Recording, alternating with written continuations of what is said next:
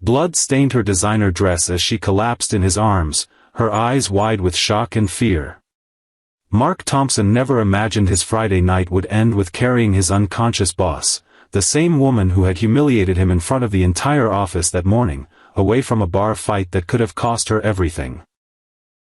As a single father with custody of his daughter hanging by a thread due to his ex-wife's vindictive court petitions, being seen at a bar brawl could destroy the life he'd carefully rebuilt.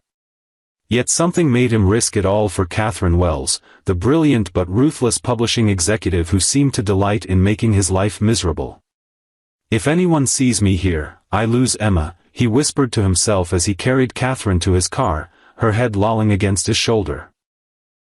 His daughter was his world, the only light in his life since his wife left. The custody hearing was in 3 days, and his ex-wife's lawyers were looking for any excuse to paint him as irresponsible. Meanwhile, Catherine's breathing grew shallow, the cut on her forehead still bleeding. What had she been running from when those men cornered her outside the bar? And why did the normally composed, calculating Catherine Wells look so terrified when they mentioned the manuscript? Mark drove Catherine to his modest apartment, knowing a hospital visit would mean police reports and questions neither of them could afford. He cleaned her wound while she drifted in and out of consciousness, occasionally mumbling about, "They can't find it," and "everyone will know." His daughter Emma, staying with his sister for the night, would never understand why her father had brought home the mean lady she'd met during office bring-your-child-to-work day. By morning, Catherine's expensive perfume had permeated his small living room where she slept on his worn couch. Mark made coffee and called the office to say they'd both be late. When he returned to the living room, Catherine was sitting up, her normally perfect hair disheveled, her makeup smeared. But instead of the cold, dismissive glare he expected, her eyes held something he'd never seen before, vulnerability. "You should have left me there," she said quietly. "That's not who I am," Mark replied, handing her coffee. Catherine's hands trembled as she took the mug. "You don't understand what you've done. Those men, they'll come looking for me again." "Who were they? What did they want?" She looked up, her professional mask completely gone. "If I tell you, your life will be in danger too." Mark sat beside her, the distance between boss and employee suddenly irrelevant. "My life hasn't been safe since my ex-wife decided to take my daughter away. I'm already fighting one battle, what's one more?" Catherine took a deep breath and revealed the truth that would bind their fates together forever. "I've discovered evidence of money laundering through our publishing house.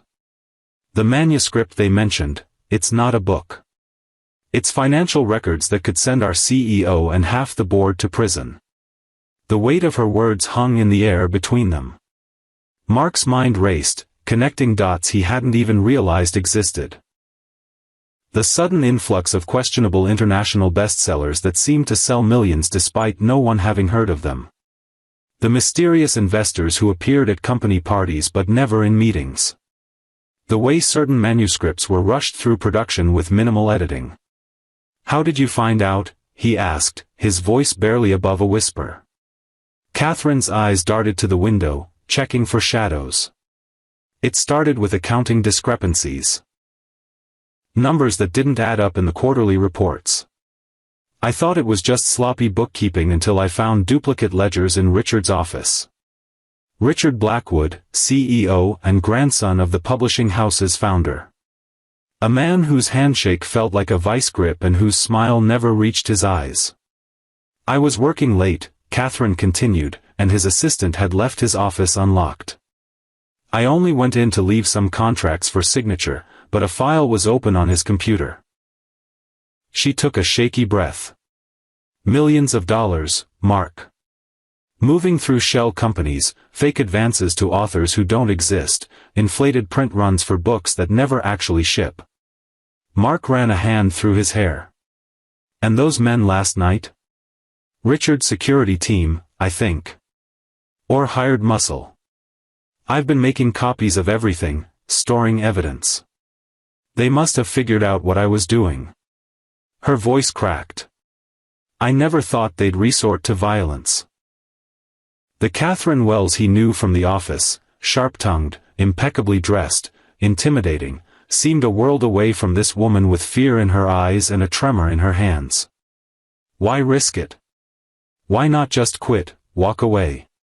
Catherine's expression hardened, a glimpse of her usual self returning. Because I worked too damn hard to get where I am.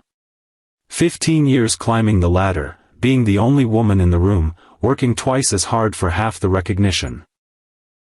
I won't let them turn my career into a front for criminal activity. Mark nodded slowly. He understood pride, understood fighting for what you'd built. His own battle for Emma had taught him that some things were worth any risk. What's your plan? He asked. Catherine looked surprised, as if she'd expected him to show her the door. I need to retrieve the evidence I've gathered. It's hidden in a storage unit across town. Then take it to the FBI. Those men will be watching your apartment, your office. I know. She set down her coffee cup with a newfound steadiness. That's why I need to disappear for a while. Mark thought of Emma, of the custody hearing, of everything he stood to lose. Then he thought of the woman who had made his work life miserable for 2 years, now sitting vulnerable on his couch, fighting against corruption that dwarfed their office politics. I'll help you, he said, surprising himself. But I need to be at that custody hearing in 3 days. My daughter comes first. For the first time since he'd known her, Catherine Wells smiled at him, a genuine smile that transformed her face. I wouldn't expect anything less. The storage unit was in an industrial area on the outskirts of the city. Mark drove Catherine's luxury sedan with Catherine huddled in the back seat, hidden under a blanket. They had stopped at a drugstore where Mark purchased hair dye, casual clothes, and sunglasses, a makeshift disguise for a woman whose tailored suits and commanding presence usually turned heads. Turn left here, Catherine directed, peering out from beneath the blanket. Her normally sleek bob was now a hastily dyed brown, pulled back in a ponytail. In jeans and a plain t-shirt, she looked like a different person entirely. Mark followed her directions, constantly checking the rearview mirror for signs of pursuit. How much further? 2 blocks. It's under my mother's maiden name. The storage facility was surrounded by a chain-link fence topped with barbed wire. Mark parked near the entrance, and Catherine emerged from beneath the blanket, wincing as her movement aggravated the bruises from the previous night. Wait here, she said, pulling on a baseball cap. I'll be quick. Mark grabbed her arm. We stay together. If those men show up, you'll need backup. Catherine hesitated, then nodded. They walked through the facility's gates, past rows of identical metal doors. Catherine stopped at Unit 247, produced a key from her pocket, and unlocked the padlock. The unit was small, containing only a filing cabinet and a cardboard box. Catherine went straight to the cabinet, pulling out a thick manila envelope and an external hard drive. This is everything, she said, clutching them to her chest. Bank records, fake contracts, communications between Richard and his partners. Enough to build a case. Mark was about to respond when his phone buzzed. A text from his sister, 2 men in suits asking about you at your apartment building. Said they were colleagues. Didn't like the look of them. His blood ran cold. They're looking for us. We need to go. They hurried back to the car, Catherine clutching her evidence like a lifeline. As Mark started the engine, a black SUV turned into the storage facility's entrance. Down!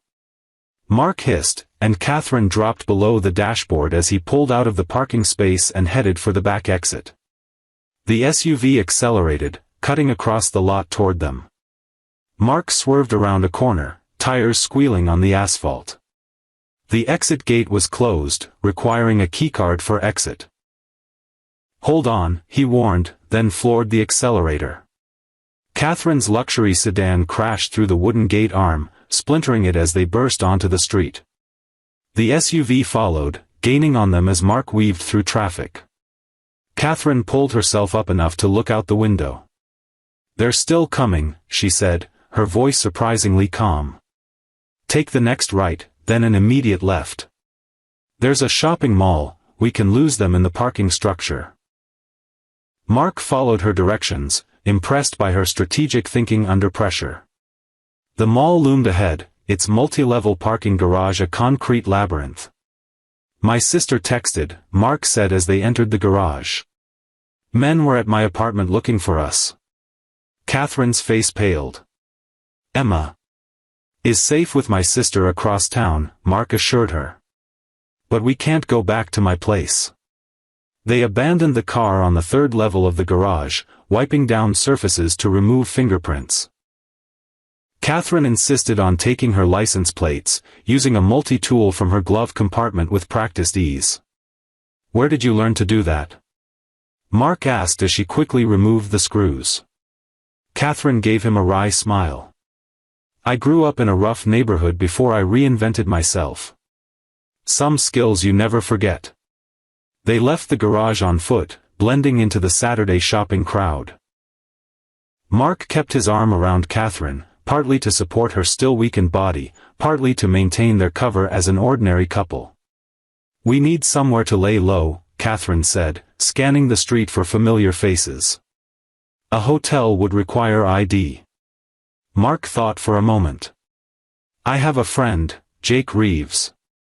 We served together. He owns a cabin about 2 hours north of here. Uses it for hunting, but he's deployed overseas right now. Would he mind us using it? He gave me a key for emergencies." Mark squeezed her shoulder gently. "I'd say this qualifies." They took a bus to the outskirts of town, then called a rideshare to a car rental agency where Mark used his ID to rent a nondescript sedan. Catherine kept her head down, her new brown hair and casual clothes making her unrecognizable from the polished executive who graced the company website. As they drove north toward the mountains, leaving the city behind, Catherine stared out the window at the passing landscape. "I never thanked you," she said quietly. "For last night. For today." Mark kept his eyes on the road. "You don't need to thank me." "Yes, I do." She turned to look at him. "Especially after how I've treated you at work." The memory of her public criticism, the impossible deadlines, the dismissive comments hung between them. Mark had endured it all silently, needing the job too much to fight back. "Why did you," he asked finally, "treat me that way, I mean?" Catherine was quiet for so long he thought she wouldn't answer. When she did, her voice was soft with regret. "Because you were good at your job without compromising who you are. You never played politics, never stepped on others to get ahead. You left exactly at 5 to pick up your daughter, regardless of what was happening." She looked down at her hands. "And everyone respected you for it. I had to claw my way to respect, had to become someone else entirely." Mark glanced at her, seeing for the first time the weight she carried. "That doesn't justify it." "No," she agreed. "It doesn't. I'm not proud of who I became."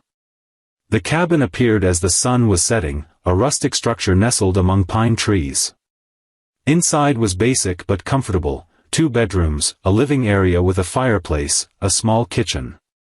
No internet, spotty cell service. Perfect for disappearing.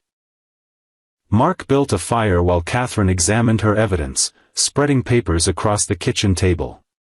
The domesticity of the scene struck him as surreal, his intimidating boss in borrowed clothes, her face scrubbed clean of makeup, biting her lip in concentration as she organized financial records. "We should contact the FBI tomorrow," she said, looking up to find him watching her. "From a payphone in town." Mark nodded, then gestured to her forehead. "Let me check that cut first." She sat still as he gently removed the bandage he'd applied the night before. The gash wasn't deep, but it would leave a scar, a permanent reminder of the night everything changed. "It's healing," he said, his fingers lingering perhaps a moment too long on her skin. Catherine's eyes met his, something unspoken passing between them. Then she looked away, suddenly businesslike again. "We should get some rest. Tomorrow will be complicated." They retreated to separate bedrooms, but sleep eluded Mark. He lay awake thinking of Emma, of the custody hearing, of the woman in the next room who had upended his life in ways he couldn't have imagined. Around midnight, he heard Catherine cry out. He rushed to her room to find her thrashing in the grip of a nightmare, her face contorted in fear. "Catherine," he called, shaking her gently. "Wake up. You're safe." Her eyes flew open, wild with panic until they focused on his face. Without warning, she threw her arms around him, clinging to him as she trembled. "They had Emma," she whispered against his shoulder. "In my dream. They took her because of me." Mark held her, stroking her hair until the shaking subsided. "Emma's safe. We're all going to be safe." Catherine pulled back slightly, her face inches from his. In the moonlight streaming through the window, with her defenses down, she was breathtakingly beautiful. "I'm sorry I've brought this into your life," she said. "I made my choice," he replied. "We'll face this together." The kiss happened naturally, inevitably, a meeting of two people stripped of pretense, finding connection in the midst of danger. Her lips were soft against his, hesitant at first, then yielding with a sigh that seemed to release years of tension. When they separated, Catherine's eyes were wide with surprise, not at him, but at herself. "I don't do this," she whispered. "Get close to people." Mark brushed a strand of hair from her face. "Maybe it's time to try something new." He stayed with her until she fell asleep, her hand clasped in his, then returned to his own room, his mind even more turbulent than before. 3 weeks later, Mark's life had transformed beyond recognition. He had won full custody of Emma after Catherine testified as a character witness, shocking everyone with her eloquent defense of the quiet single father she'd previously seemed to despise. They now worked side by side in secret, gathering evidence against the corruption at the highest levels of Wells and Blackwood Publishing. The FBI had taken their evidence seriously, but advised them to continue working normally while an investigation proceeded quietly. "We need to identify all the players," Agent Diaz had explained. "If Blackwood gets spooked, evidence could disappear." So Catherine had returned to her role as executive editor, her professional mask firmly back in place, while Mark continued as her assistant. But everything had changed between them. Notes passed in meetings now contained personal messages alongside work items. Late nights in the office became opportunities for stolen moments of connection. Catherine had moved into a hotel under an assumed name, but spent most evenings at Mark's apartment, reviewing documents while Emma taught her how to make friendship bracelets. The Ice Queen facade had melted completely, revealing a woman who had built walls around herself after years of fighting to survive in a male-dominated industry. Emma, initially wary of the mean lady from her father's work, had gradually warmed to Catherine.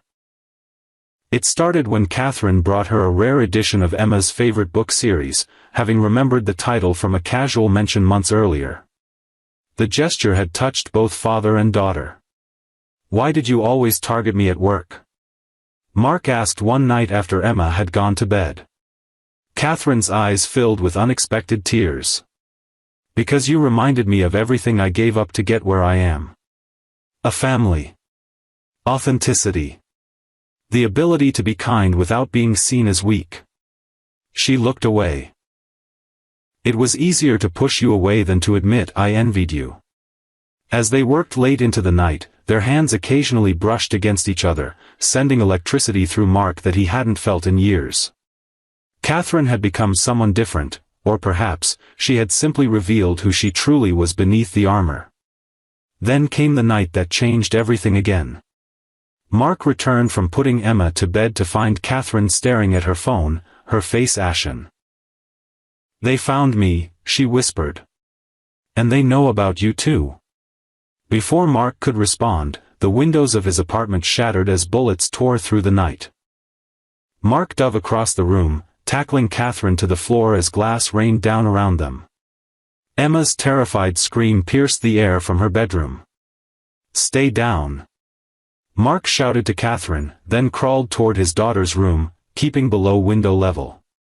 Emma was huddled in the corner of her room, her stuffed rabbit clutched to her chest, eyes wide with terror. Mark grabbed her and hurried back to the living room, where Catherine was already at the apartment's rear exit, the evidence files clutched in one hand, her phone in the other. "Fire escape," she hissed, throwing open the window. "I've called Agent Diaz." Mark passed Emma to Catherine, surprised at how naturally his daughter went into her arms. "Take her down first. I'll be right behind you." Catherine hesitated. "Mark. Go." He insisted, hearing heavy footsteps in the hallway outside his apartment. Catherine disappeared through the window with Emma. Mark grabbed his daughter's backpack, stuffing it with her medication and favorite comfort items, then snatched his own go-bag, prepared weeks earlier at Catherine's insistence. The apartment door splintered inward just as Mark slipped through the window. He could hear men shouting, furniture being overturned. On the metal landing of the fire escape, he pulled the window closed behind him and descended rapidly. Catherine and Emma waited in the alley below, Catherine's arm protectively around his daughter. A black sedan with tinted windows idled at the alley's entrance. "FBI," Catherine explained, hurrying toward it. "Diaz sent backup." The rear door opened as they approached, revealing not Agent Diaz but Richard Blackwood himself, his silver hair immaculate, his smile cold. "Catherine," he said smoothly. "I believe we need to talk."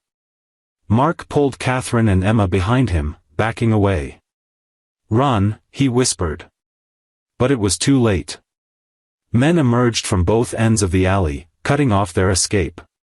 "Please," Blackwood said, sounding almost bored. "No more dramatics. Get in the car, all of you." Emma whimpered, clinging to her father's leg. Catherine stepped forward, her chin raised defiantly. "Let them go, Richard. This is between you and me." Blackwood laughed. "It became about all of you the moment you involved your assistant in your little investigation." He gestured to the car. "Now get in, or my men will make you." Mark's mind raced, calculating odds, searching for options. There were none. With Emma to protect, he couldn't risk a confrontation. "It's okay," he said quietly to Catherine. "We'll go with him, buy time until Diaz realizes something's wrong." They were driven to an abandoned warehouse on the waterfront, a cliché that would have made Mark laugh in any other circumstance. Inside, Blackwood led them to an office area, surprisingly well furnished with leather chairs and a mahogany desk. "Sit," he commanded, and they obeyed, Mark keeping Emma on his lap. "What do you want, Richard?" Catherine asked, her voice steady despite the fear Mark could see in her eyes. "My property returned," Blackwood replied. "All copies of the files you stole, all evidence you've gathered." "It's too late," Catherine said. "The FBI has everything." Blackwood's smile didn't waver. "Not everything. Not the original files you took from my office, the ones with my personal notations that could identify my partners." He leaned forward. "Where are they, Catherine?" She remained silent, her jaw set stubbornly. Blackwood sighed dramatically. "I had hoped to resolve this civilly." He nodded to one of his men, who stepped forward and grabbed Emma's arm. Mark lunged upward, but another man shoved him back down, pressing a gun to his temple. "Stop!" Catherine cried. "The files are in a safe deposit box. I'll take you there." Emma was released, scrambling back into her father's arms, sobbing quietly. "That's better," Blackwood said. "You'll accompany my associate to retrieve them. Mr. Thompson and his charming daughter will remain here as insurance of your cooperation." Catherine's eyes met Mark's, a silent communication passing between them. He gave an almost imperceptible nod. "I need to use the restroom first," Catherine said. Blackwood waved dismissively. "Fine. Johnson, escort Ms. Wells." When Catherine returned several minutes later, her face was pale but composed. She squeezed Mark's shoulder as she passed, her touch lingering just a moment too long. "I'll be back soon," she promised, her eyes on Emma. "Be brave, sweetheart." As Catherine left with Blackwood's men, Mark held Emma close, whispering reassurances while his mind worked furiously. Catherine had passed him something, a small key pressed into his palm during that brief touch. He recognized it immediately, the key to Jake's cabin, where they'd hidden a backup set of the most damning evidence. Hours passed. Emma eventually fell asleep in her father's arms, exhausted from fear. Mark remained alert, watching the men guarding them, looking for weaknesses, opportunities. When his phone buzzed in his pocket, the guards immediately tensed. One approached, hand on his weapon. "Take it out slowly," he ordered. Mark complied, showing the screen, a text from Catherine that read simply, "Now." The warehouse windows exploded inward as FBI tactical teams breached from all sides simultaneously. Mark threw himself over Emma, shielding her as gunfire erupted around them. When he looked up, the room was filled with agents in tactical gear. Agent Diaz approached, helping him to his feet. "You okay?" she asked, her eyes checking them both for injuries. Mark nodded, still holding Emma. "Catherine?" "Safe," Diaz confirmed. "She contacted us from the bank. Had a tracking device in her shoe, smart woman." "Blackwood?" "In custody, along with most of his organization." Diaz smiled grimly. "The evidence you two gathered gave us enough for warrants on all his properties. We've seized computers, accounts, everything." Outside the warehouse, Catherine waited beside an ambulance, a shock blanket around her shoulders. When she saw Mark and Emma, she ran to them, embracing them both with a fierceness that surprised even her. "I thought I'd lost you," she whispered against Mark's neck. "Never," he promised, holding her tightly with his free arm, Emma sandwiched between them in an impromptu family hug. 6 months later, Catherine stood in the courtroom as the verdict was read. The CEO and 3 board members of Wells and Blackwood Publishing were found guilty on all counts. The evidence she and Mark had compiled had been irrefutable, despite the attempts on their lives.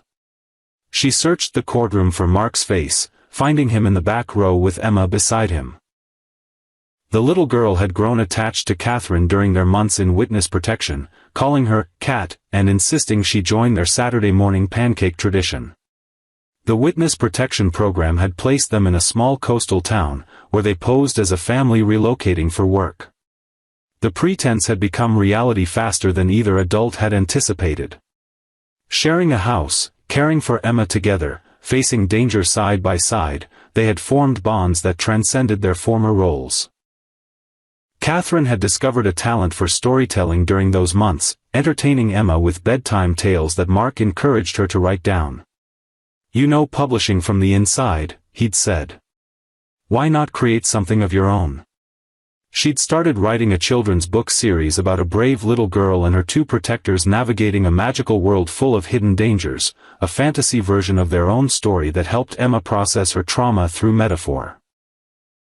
Outside the courthouse, reporters swarmed them, but Catherine, once obsessed with her public image, ignored them all to reach Mark and Emma. "It's over," she said, her voice breaking with emotion. "We did it."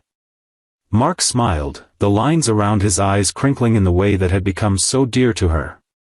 "No more looking over our shoulders. No more pretending," Catherine added, taking his hand in full view of the cameras. With the trial concluded, they were officially released from witness protection. Catherine had been offered her old position back at the restructured publishing house, now under new management.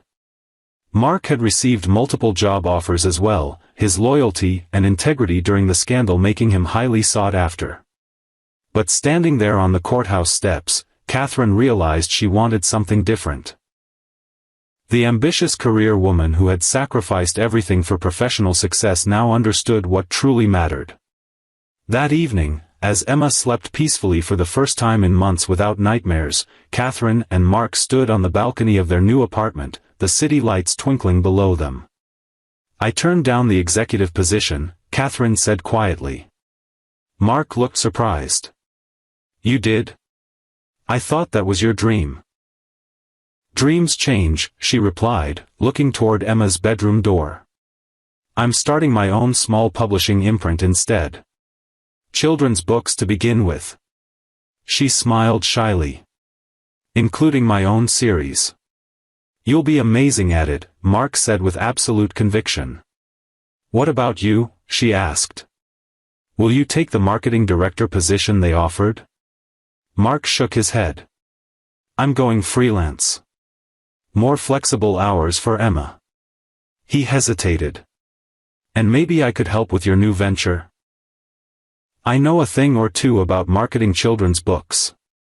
"I never thanked you properly," Catherine said softly. "For that night. For saving me when you had every reason to walk away." Mark turned to her, his eyes reflecting the same warmth that had gradually melted her heart. "Some people are worth risking everything for."